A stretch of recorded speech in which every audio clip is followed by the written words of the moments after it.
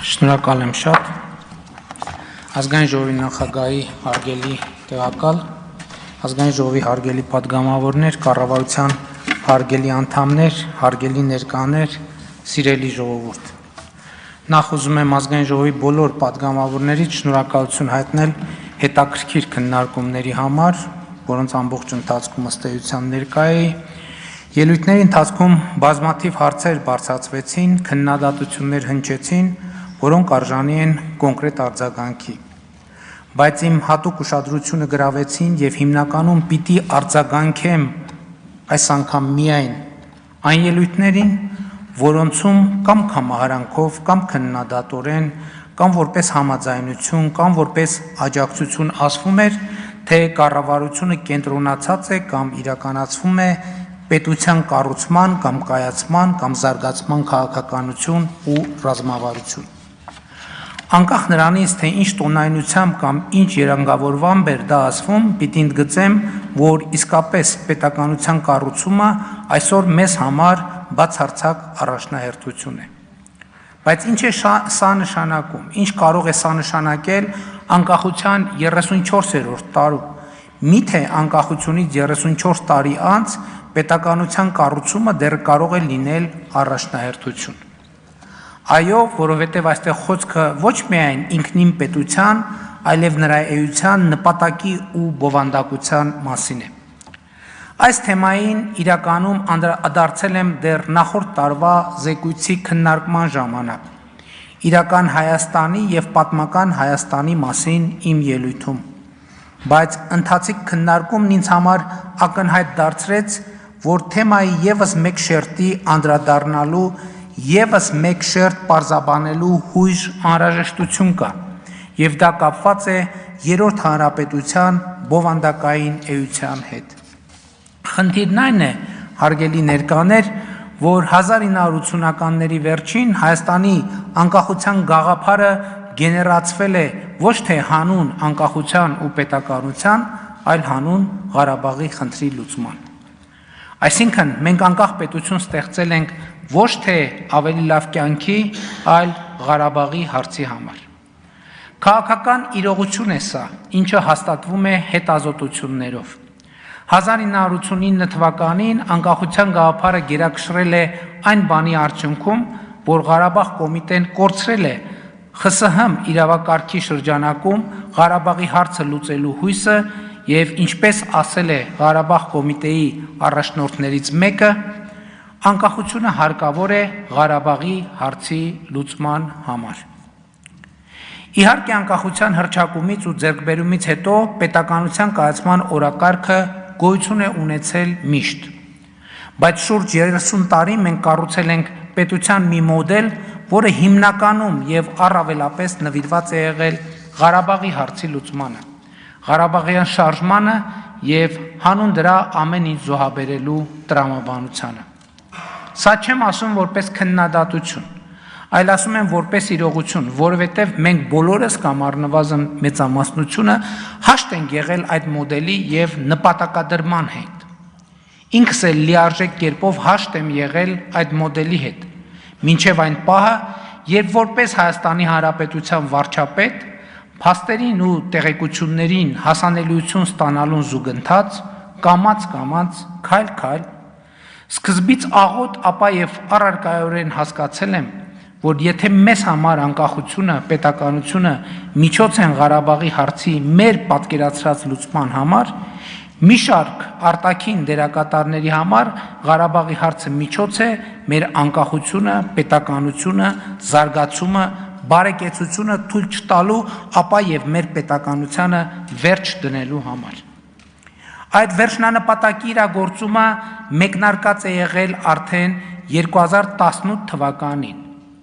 Այդ նպատակի իրագործումը եզրափակիչ փուլ մտավ 2020-ի սեպտեմբերին եւ գագաթնակետին հասավ 2021 թվականի մայիսին եւ այդ վերջնանպատակը գործակիցներ ունի նաեւ Հայաստանում եւ այդ գործակիցները կարծում են, որ Ղարաբաղի հարցն է կարեւոր եւ ոչ թե անկախությունն ու պետականությունը։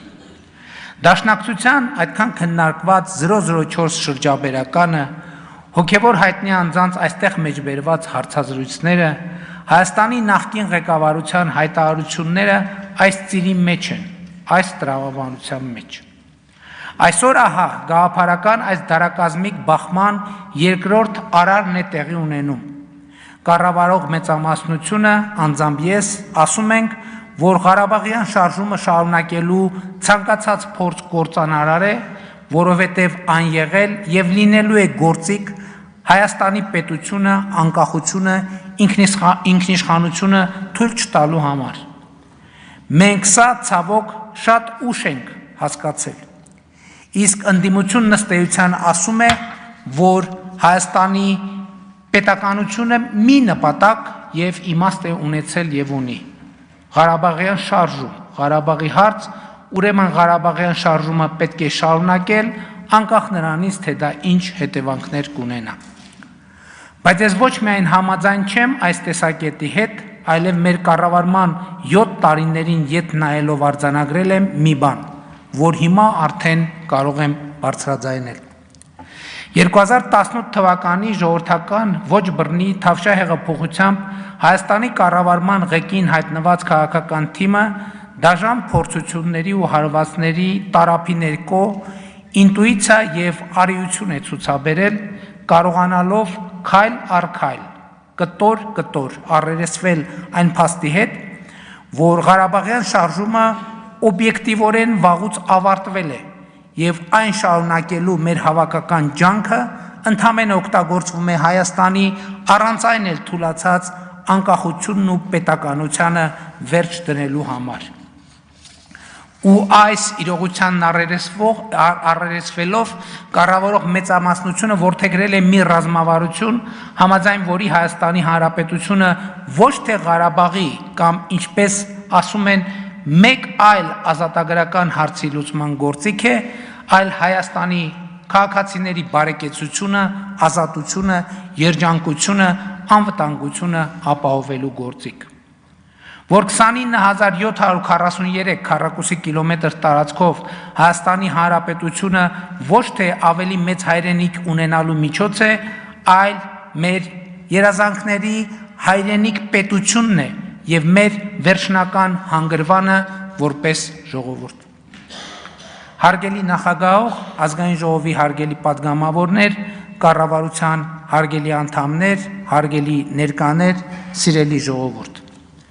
Վերջին 7 տարիներին մենք առաջնորդել ենք Հայաստանի Հանրապետությունը։ Մենք տեսել ենք պարտություն եւ ձախողում, մենք տեսել ենք լաց եւ ատամների կրճտոց։ Մենք տեսել ենք ողբերգություն եւ ցասում։ Բայց մեր հաղթանակն ու ուժը նրանում է, որ մենք առաջնորդել ենք այնտեղ, որտեղ թվում էր անհնար է առաջնորդել, որտեղ սովորաբար առաջնորդություն չի լինում, այլ լինում է քաոս եւ խուճապ, փլուզում եւ կործանում։ Մենք առաջնորդել ենք եւ զուգահեռ իրական պետություն, իրական անկախություն եւ հետեւաբար ազատություն, բարեկեցություն, երջանկություն ունենալու հնարավորություն ենք փնտրել մեր հայրենիք պետության, Հայաստանի Հանրապետության ու նրա ժողովրդի համար եւ ստեղծել ենք այդ հնարավորությունը եւ ուզում եմ ասել ստեղծել ենք այդ հնարավորությունը արդեն այսօր սա կարող եմ ասել բարձր եւ վստահ մենք մեր պատմության գագաթնակետին կուլմինացիային ենք հասել եւ մեր հազարամյա պատմության մեջ մեր պետության հարատեվությունն ապահովելու այսպիսի շանս երբեք չենք ունեցել իսկ բոլոր ռիսկերը որ գոյություն ունեն այսօր գոյություն են ունեցել միշտ բայց ռիսկերը եղել են շարունակական որովհետև չենք տեսել եւ հետեւաբար չենք օգտագործել այդ ռիսկերը կառավարելու եւ չեզոքացնելու հնարավորությունը իսկ այսօր տեսնում ենք կառավարում ենք չեզոքացնում ենք եւ այս համատեքստում են տեղավորվում այն քայլերը որոնք ձեռնարկում ենք վերջին տարիներին հարևանների հետ հարաբերությունների կարգավորման օրակարգ սահմանազատման գործընթաց խաղաղության համաձայնագրի տեքստի վերջնականացում խաղաղության խաչմերուկ նախագիծ այս բոլորը քայլեր են որոնք պետությունը եւ նրանում ազատ անվտանգ եւ բարեկեցիկ ապրելու քաղաքացու հնարավորությունը դնում են ամենակենտրոնում ամենից բարձր եւ առաջնահերթ, ու սա է մեր ռազմավարությունը, ու սա մեր հարգանքի մեծագույն տուրքն է մեր բոլոր նահատակներին։ Հարգելի ներկաներ, սիրելի ժողովուրդ, այս մտածումների համախումբն է իրական Հայաստանի գաղափարախոսությունը, որի գործնական նպատակը Հայաստանի Հանրապետության հարատևությունը ապահովող կիրառելի հայեցակարգի ձևակերպումն է եւ այդ հայեցակարգը, այդ բանաձևը ձևակերպվում է, եթե չասենք ձևակերպված է։ Այսօր Հայաստանում սկսվել է հեղափոխություն, որը եթե ոչ առավել, առնվազն նույնքան կարևոր է, որքան 2018 թվականի ժողովրդական ոչ բռնի Թավշյա հեղափոխությունը, եւ այդ հեղափոխությունն էլ է ավարտվելու ժողովրդական հաղթանակով։ Տեղի է ունենում իրական Հայաստանի սոցիալ-հոգեբանական հեղափոխությունը։ Այդ հեղափոխության առանցքային արձանագրումն այն է, որ վերջին մի քանի հարյուրամյակներում առաջին անգամ միջազգայինորեն ճանաչված մեր պետությունը եւ մեր հայրենիքը նույնական են, մեր հայրենիքը Հայաստանն է։ Պետությունը, որում ապրում ենք, նույնպես Հայաստանն է։ Ընդդիմությունը այդպես էլ չի ընդունում սա, չի հասկանում, թե ինչ է նշանակում հայրենիքը պետությունն է կարգախոսը եւ ինչ բացատրություն ունի։ Իսկ բացատրությունն այն է, որ վերջին առնվազն 6 դարում մենք ապրել ենք մի իրավիճակում, երբ մեր հայրենիքը եղել է Հայաստանը, իսկ պետությունը Պարսկաստանը։ Հայրենիքը եղել է Հայաստանը, պետությունը Օսմանյան կայսրությունը։ Հայրենիքը Հայաստանը, պետությունը ռուսական կայսրությունը։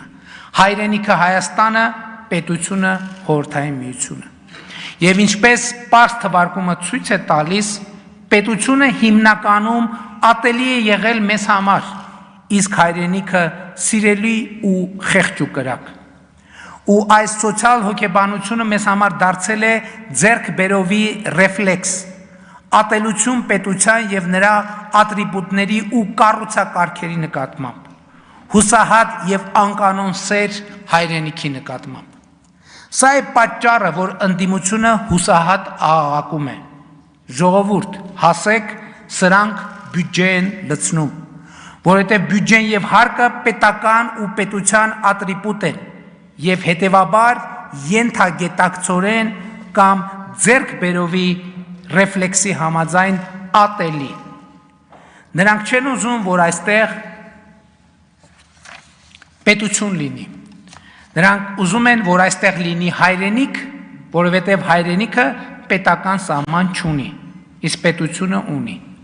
Հայրենիքը քրեական եւ քաղաքացիական օրենսգիրք չունի, իսկ պետությունը ունի։ Հայրենիքն ի վերջո հարկային օրենսգիրք չունի, իսկ պետությունը ունի։ Հայրենիքը քաղաքացիություն ու քաղաքացիական պատասխանատվություն չունի, իսկ պետությունը ունի։ Եվ այսօր ոչ թե մեր կառավարության, այլ պետության նկատմամբ ռելիկտային ատելությունն է դրսևորվում ընդդիմության խոսույթում, որովհետև իրական Հայաստանի հեղափոխությունն ասում է. հայրենիքը պետությունն է, սիրում ես հայրենիքդ, ուժեղացրու պետությունը։ Ոմանց համար սա ատելի կարգախոս է, որովհետև կենացային հայրենասիրությունը գործնական եւ ամենօրյա հայրենասիրության փոխարինելու հրամայականի առաջ է կանգնեցնում բոլորիս, որովհետև մեզ դուրս է դնում Սան Ստեֆանոների եւ Բերլինների կոնֆերանսներում թղթե շերեփով դռների տակ կուչ եկած ուրիշների կողմից մեր ճակատագրի որոշմանը սպասողի կարգավիճակից ու մեզ պարտադրում է սեփական կարգավիճակը որոշողի բարդ, դժվար, երբեմն աներևակայելի, բայց հայրենիք պետությունը, նրա հարատևությունը, նրա քաղաքացիների անվտանգությունն ու բարեկեցությունը որպես նպատակակետ ունեցող որոշումներ։ Եվ այո, 2018 թվականից մեր բոլոր ռազմավարական որոշումները եղել են այդպիսին, եւ այո, դրա շնորհիվ այսօր մենք պետություն ունենալու այնպիսի շանս ունենք, որ չենք ունեցել երբեք ու ասում եմ ամենապատասխանատու կերպով։ Ինչ է պետք անել ուրեմն այդ շանսը օգտագործելու համար։ Նախ պետք է հաղթահարել պետության նկատմամբ այդ ռելիկտային, մնացորդային ատելությունը, որ ձեռքբերովի ռեֆլեքսի նման ուղեկցում եւ առաջնորդում է մեզ։ Եվ սրան զուգահեռ պետք է ամեն ինչին նայել պետական շահի տեսակետից, ընդունելով եւ ճանաչելով այդ շահի գերակայությունը։ Իսկ պետական շահը, ինչպես առիթ ունեցել եմ ասելու, տնտեսական զարգացումն է, որովհետև միայն տնտեսական զարգացմամբ է հնարավոր իրագործել այն հայեցակարգը, որ պետությունը քաղաքացու բարեկեցության գործիք է,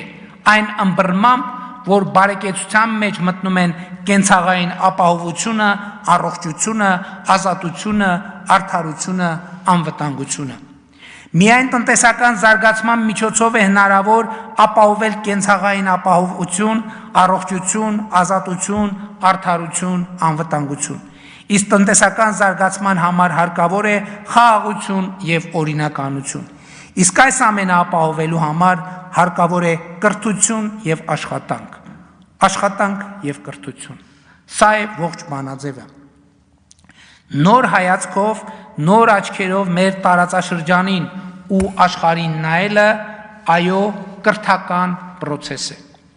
Ու տարածաշրջանում ինքներս մեզ նոր հայացքով եւ նոր աչքերով նայելը նույնպես կրթական process է, որովհետեւ տարածաշրջանը, որտեղ կա Հայաստան հայրենիք մի բան է, իսկ տարածաշրջանը, որտեղ կա Հայաստան պետություն, հայրենիք պետություն, Հայաստանի Հանրապետություն բոլորովին ուրիշ բան է։ Եվ այս դիտանկյունը չափազանց հետաքրքիր նրբություններ է բացահայտում։ Ներհայաստանյան դիսկուրսի մի հսկայական մասը լրացվում է նրանով, թե ինչ են ասում ուրիշները, ինչ են ասում այլ մայրաքաղաքներում։ Այստեղ խնդրեմը ոչ միայն այն է, որ հայաստանյան քաղաքական եւ հանրային որոշ դերակատարներ հաճախ այդպիսով դառնում են օտար ասելիքների քարոզչական գործակալներ, այլև այն, որ դուրս է թողնվում ամենակարևոր հարցը, ամենակարևորներից ամենակարևորը, իսկ ինչ ենք ասում մենք, ինչ ենք ասում մենք։ Սա հաճախ չի էլ կարևորվում, եւ սա Սան Ստեֆանոյի եւ Բերլինի ռելիկտային մտածողությունն է, համաձայն որի մենք կամ ասելիք չունենք, կամ մեր ասելիքը կարևոր չէ։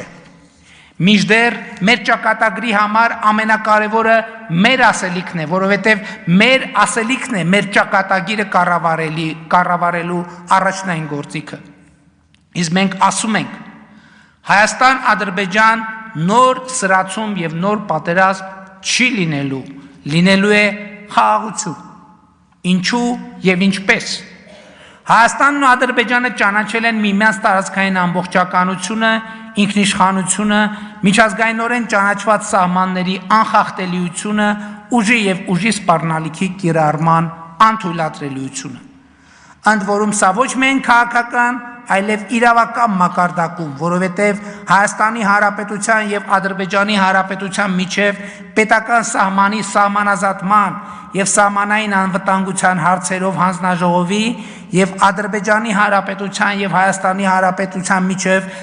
պետական սահմանի սահմանազատման պետական հանձնաժողովի համատեղ գործունեության կանոնակարգը այլևս երկու երկրներում բարձրագույն իրավաբանական ուժ ունեցող փաստաթուղթ է եւ այդ փաստաթղթում Ալմա Աթայի հռչակագիրը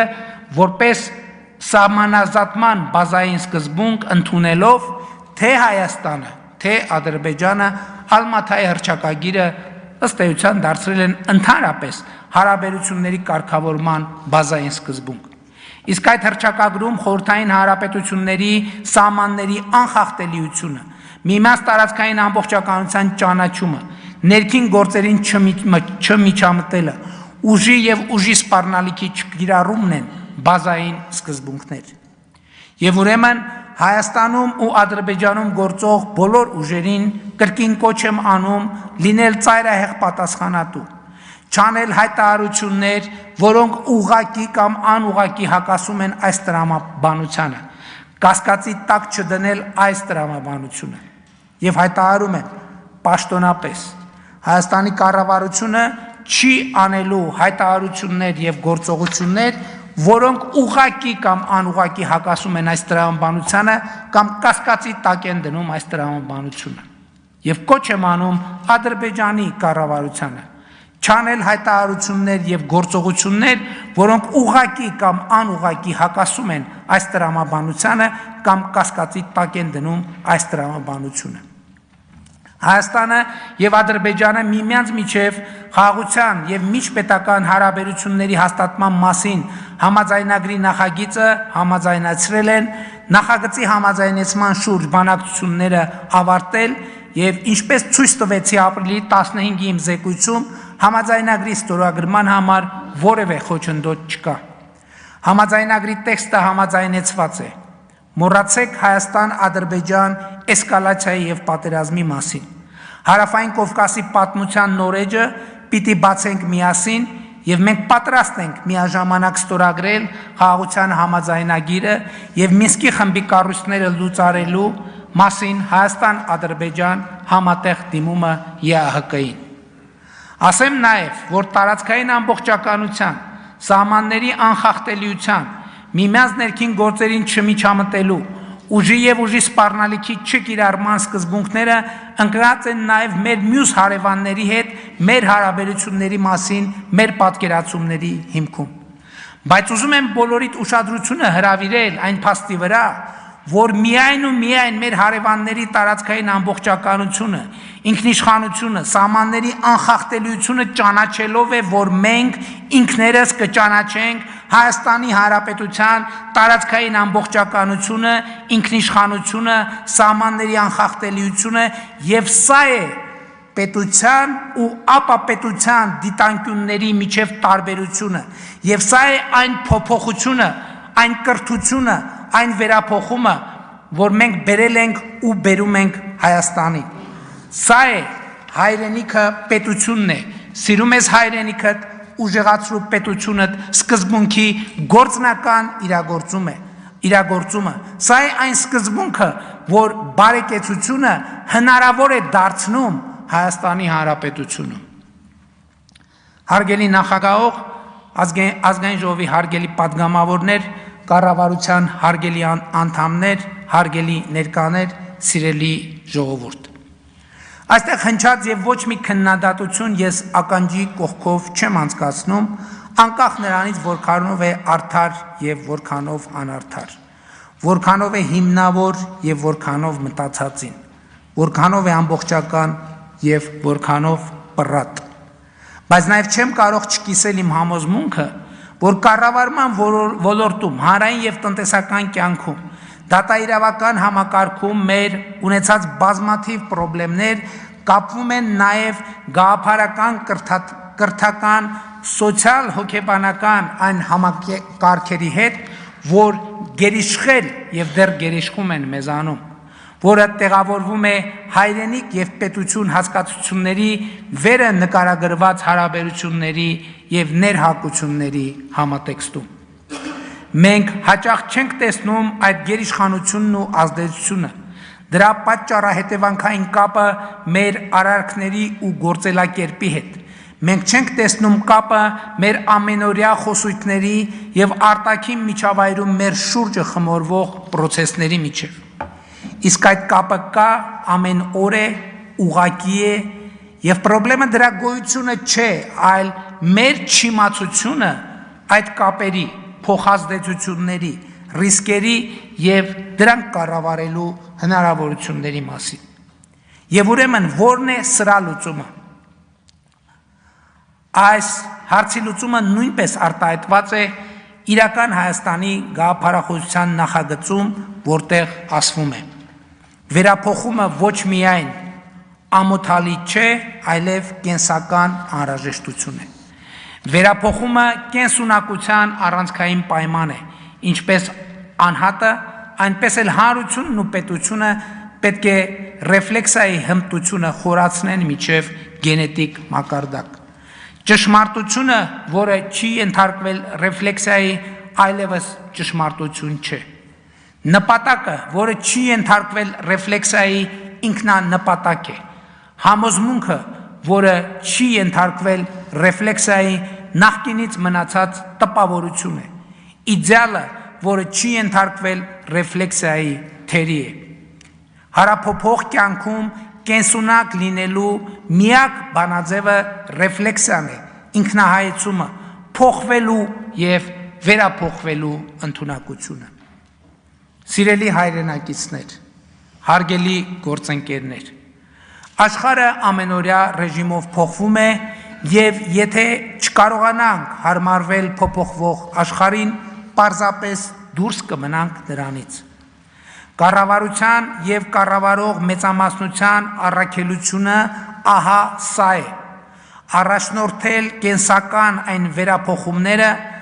որոնք հիմնվելով մեր ազգային արժեքների վրա մեր պետությունը կդարձնեն առավել կենսունակ, ճանապարհ բացելով նրա երջանիկ ապագայի համար։ Ի հեճուկս այստեղ հնչած բոլոր քննադատությունների հենց սա է տեղի ունենում այսօր Հայաստանի Հանրապետությունում։ Ավելին ասեմ, Հայաստանում այսօր տեղի ունեցող բոլոր իրադարձություններից սա կարևորագույնն է և այստեղ բարձրացված հարցերի մի զգալի մասի խորքային լուծումը կապում եմ հենց այս գործընթացի հետ։ Իսկ քննարկումների ընթացքում ընդդիմության մեր գործընկերները ամեն ինչ արեցին պետականակենտրոն բարեփոխումների նկատմամբ նյարդ և վախ ներշնչելու համար Հայաստանի Հանրապետության քաղաքացիներին։ Նյարդ ներշնչեցին անշարժ գույքի հարկի նկատմամբ, չնայած ինչպես ցույց տվեցի, առանց այդ հարկերի որևէ քաղաքացու բարեկեցություն հնարավոր չէ։ Նյարդ ու զզվանք ներշնչեցին թափանցիկ ու հաշվետվական գործելակերպի նկատմամբ, չնայած առանց դրա հանրային միասնություն ու սոցիալական արդարություն հնարավոր չէ, պարզապես անհնար է։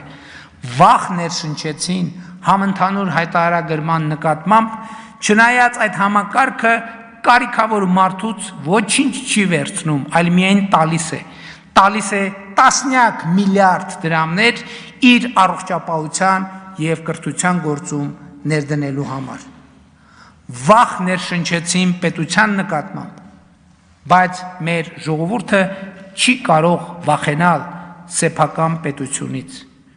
Մեր ժողովուրդը չի կարող վախենալ իրական Հայաստանի գաղափարախոսությունից, որովհետև իրական Հայաստանի գաղափարախոսությունը ասում է Հայաստանի Հանրապետության քաղաքացի, պետությունը դու ես Հայաստանի Հանրապետությունը, փառք նահատակներին և կեցցե Հայաստանի Հանրապետությունը։ Շնորհակալ եմ։ Շնորհակալություն, հարցի քննարկումն ավարտվեց։